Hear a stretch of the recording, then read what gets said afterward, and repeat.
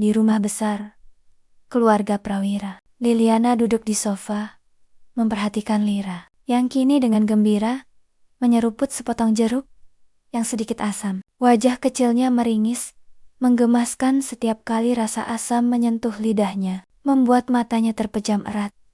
Sebelum ia tertawa lagi, senyum tipis muncul di bibir Liliana. Lira adalah satu-satunya cahaya yang tersisa di rumah yang terlalu sunyi itu. Satu-satunya alasan baginya untuk tetap kuat, untuk terus bertahan, meskipun hatinya perlahan membeku. Ia dulu berpikir bahwa setelah memaksa Septian untuk menikahinya, setelah menjebaknya, hingga ia secara sah dan religius menjadi Nyonya Prawira, kebahagiaan akan datang dengan sendirinya. Pada kenyataannya, itu bukanlah seperti yang ia bayangkan. Rumah megah ini hanya bergema dengan langkah kakinya sendiri. Setiap malam, detak jam terdengar terlalu keras, menandai berlalunya waktu tanpa pernah membawa perubahan. Septian tetap dingin, jauh, seperti bintang yang tak bisa ia raih. Suatu ketika, ia menggoda Septian untuk tidur dengannya, dan akibatnya,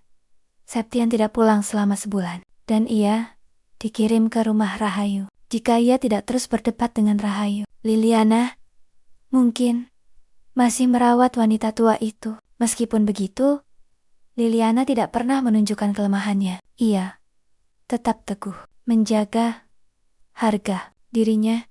Silolala, posisi itu tidak dapat digantikan oleh siapapun. Cinta, ia masih percaya bahwa cepat atau lambat, ketika Septian benar-benar kehilangan jejak Riana, ia akan berpaling kepadanya. Ia akan menyadari bahwa dialah satu-satunya yang tetap berada di sisinya. Apakah Lira mau lagi? Tanya Liliana lembut ketika melihat potongan jeruk di tangan putrinya sudah kering. Gadis kecil itu mengangguk sedikit, membuat Liliana tersenyum, lalu mengambil sepotong jeruk lagi dan dengan sabar menyuapinya. Namun, di antara tawa Lira, mata Liliana mencerminkan sesuatu yang lain.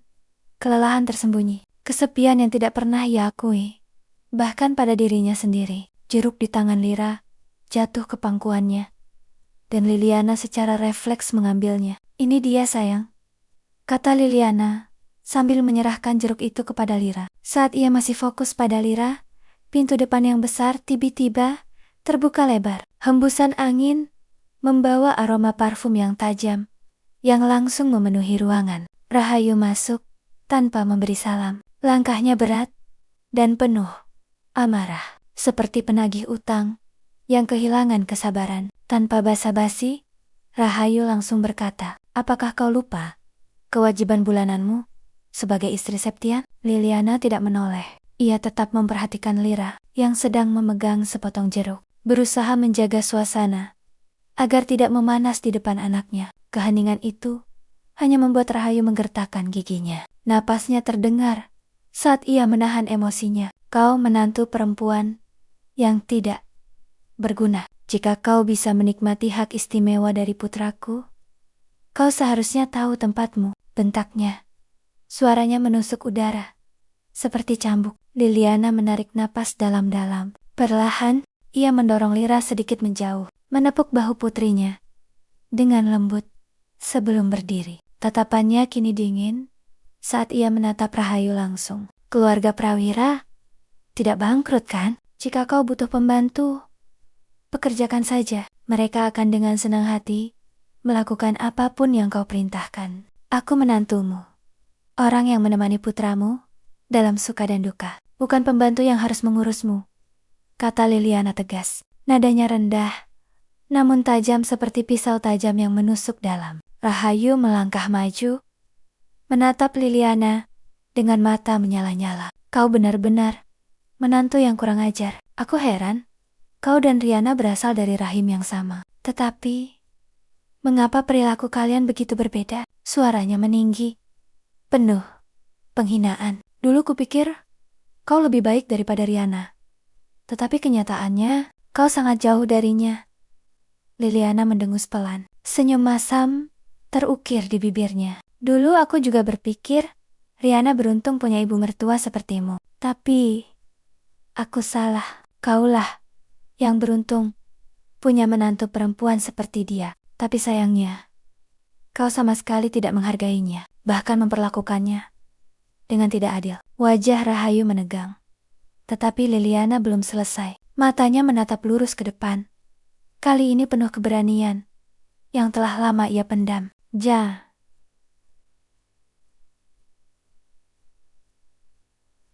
Jika kau masih bertanya-tanya, mengapa kita dari rahim yang sama, begitu berbeda? Haruskah aku mengajakmu untuk belajar lagi? Bahwa isi setiap kepala berbeda, tambahnya. Datar namun tajam. Dada Rahayu naik turun saat ia mengangkat tangannya, ingin menampar wajah Liliana. Namun, Liliana sepertinya bisa membaca pikiran Rahayu. Ia segera menangkis dan mendorongnya. Tepat saat Rahayu hendak jatuh, Septian datang dan menopang tubuh ibunya. Liliana, kau wanita jahat, bagaimana bisa kau begitu kejam kepada orang yang lebih tua? Suara Septian menggema, berat dan penuh amarah. Liliana membeku. Dadanya, yang tadinya berdebar kencang karena menahan emosi, kini terasa berhenti sejenak. Ia menatap Septian yang masih memeluk Rahayu. Pemandangan yang sudah biasa memihak padanya, bukan padanya. Dia menyerangku duluan, katanya pelan, hampir tak terdengar. Tapi Septian tidak mau mendengarkan lagi. Tatapannya tajam, seolah Liliana adalah duri yang menusuk hidupnya. Jika kau masih tidak bisa menghormati ibu, lebih baik kau keluar dari rumah ini, teriak Septian. Nada suaranya tidak pernah berubah. Dingin, tajam, dan tanpa sedikit pun ruang untuk penjelasan. Lira, yang tadi duduk di kursi bayi, menatap dengan mata besar dan berkaca-kaca. Mama, panggilnya pelan. Liliana segera berbalik, menunduk, lalu berjongkok di depan putrinya. Tangannya gemetar saat ia menyeka pipi kecil itu. Tidak apa-apa sayang, Mama baik-baik saja, katanya lembut. Tetapi suaranya serak, seperti seseorang yang menahan sesuatu di tenggorokannya terlalu lama. Rahayu, yang kini sudah tenang, malah menatap dengan ekspresi puas. Lihat, bahkan anakmu pun menjadi saksi bagaimana kau mempermalukan suamimu. Liliana berbalik perlahan, menatap wanita tua itu tanpa ekspresi, dingin, hampir kosong. Kemudian tatapannya beralih ke Septian. Suara Liliana tenang, tetapi di balik ketenangan itu tersembunyi luka dan sindiran yang dalam. Tian, kejadian seperti ini bukan yang pertama. Kau tahu itu, katanya lembut namun tegas. Dan sekarang aku mulai mengerti mengapa Riana menyerah. Bahkan tanpa campur tanganku, cepat atau lambat, dia akan lelah menjadi istrimu. Rahayu terkejut.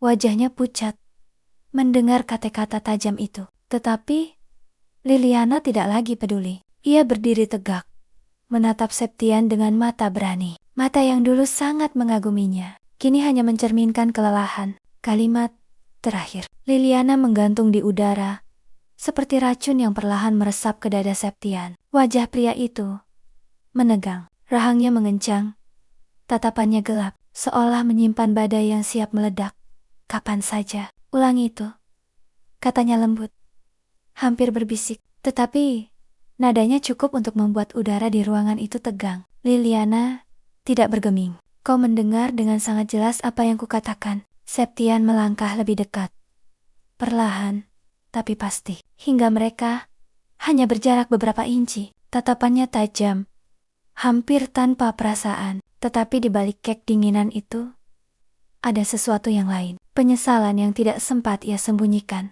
Jaga ucapanmu, Liliana, katanya dengan suara rendah, berat, dan dingin. Aku masih bisa mentolerir banyak hal, tetapi jangan pernah menyebut namanya di antara kita. Liliana tersenyum kecut, getir. Apa yang kukatakan itu salah, Tian. Sejenak, tatapan mata Septian berubah.